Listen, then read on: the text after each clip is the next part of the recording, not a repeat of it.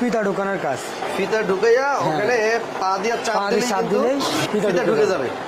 জি, coating system. Electric হচ্ছে শুধু এটা আর এটা। এইটা আচ্ছা, এইটার যে ইলেকট্রিক যে লাগবে আমরা কি বাসাবাড়ির বিদ্যুতেই কি ব্যবহার করতে পারবো? যে লাইনে টিভি ফ্রিজ চলে ওই লাইনে ব্যবহার করতে পারবেন। 220 লাইনে চলে বাসাবাড়ির লাইনে। জি জি। তো আবির ভাই, মেশিনের দাম কি রকম রাখতেছেন? আমিন ভাই, এই মেশিনগুলো আপনি আমাদের কাছ থেকে 60,000 টাকা থেকে শুরু করে 1.5 লাখ টাকা পর্যন্ত মেশিনটা তৈরি করে নিতে পারবেন। কাস্টমাইজ করে তৈরি করে নিতে পারবেন। হ্যাঁ, এটা হচ্ছে যে লোহার যে পাতগুলা এগুলোর উপরে ডিপেন্ড করবে এটা কত মিলি লোহা দিবেন।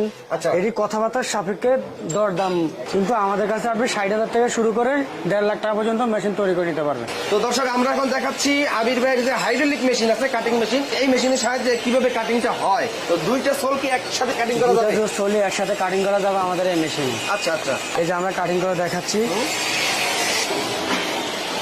আর মেশিন কিভাবে চালাইতে হয় সব তো আপনারা শিখিয়ে দেবেন। জি।